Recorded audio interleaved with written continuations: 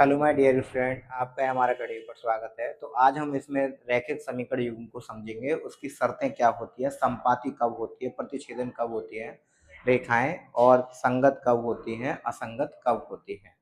तो ठीक है, तो जैसा कि यहाँ पर दे रखा है रैखिक समीकरण युग्म। जो रैखिक समीकरण युग्म होता है दो रेखाओं का, कैसी दो रेखाएं होनी चाहिए, कैसी रैखिक।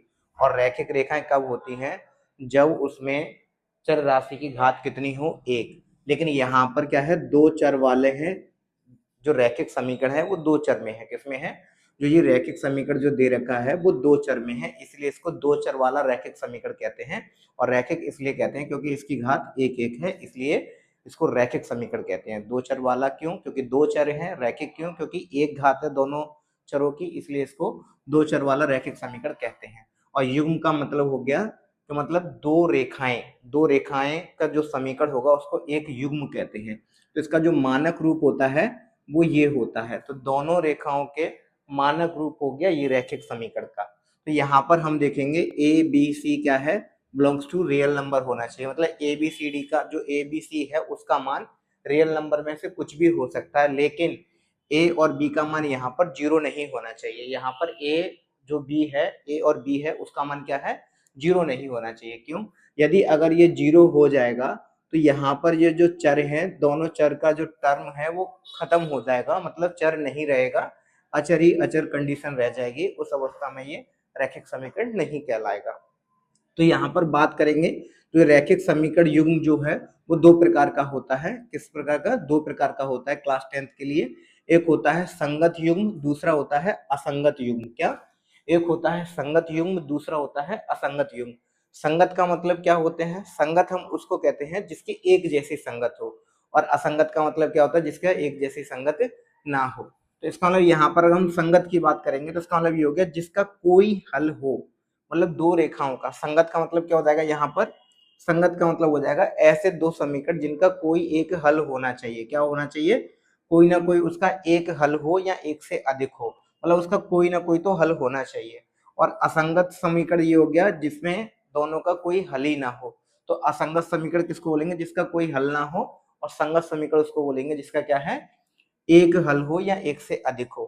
तो यहाँ पर अगर हम बात करेंगे तो इसका या तो अद्वितीय हल हो सकता है, एक हल हो सकता है, या एक से ज्यादा हल होंगे तो उसको बोलेंगे इसके अनंत हल भी हो सकते हैं। क्या हो सकते हैं, अनंत हल। तो जैसा कि यहाँ पर दे रखा है, ये जो रैखिक समीकरण युग्म दे रखा है, तो उसके अद्वितीय हल के लिए कंडीशन क्या बनेगी, अद्वितीय हल की कंडीशन ये होती है, और अनेक हल की कंडीशन क्या होती है, ये होती है।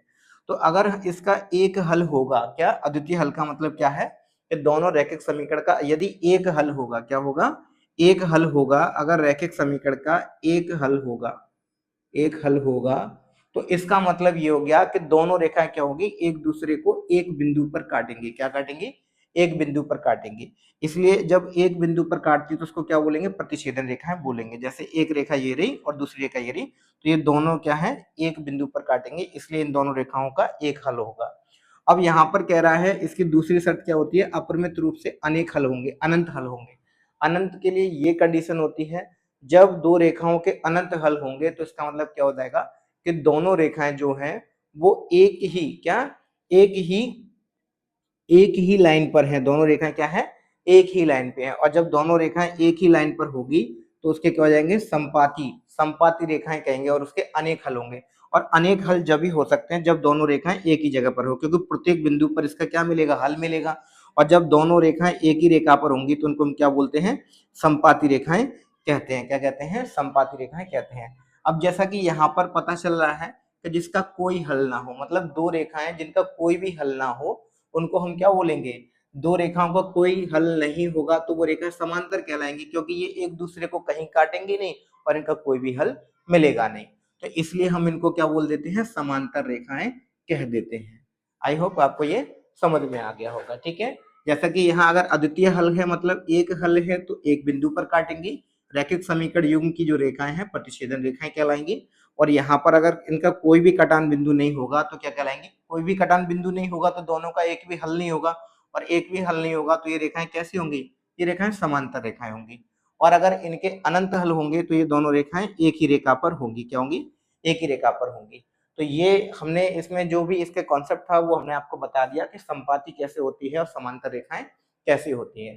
तो आई होप आपको ये समझ में आ गया होगा, और इस पर हम अगले नेक्स्ट वीडियो में इस पर सवाल देखेंगे। जब तक के लिए आपको यह लर्न कर लेना चाहिए अच्छी तरीके से, क्योंकि ये क्लास 10th के लिए बहुत इंपॉर्टेंट है।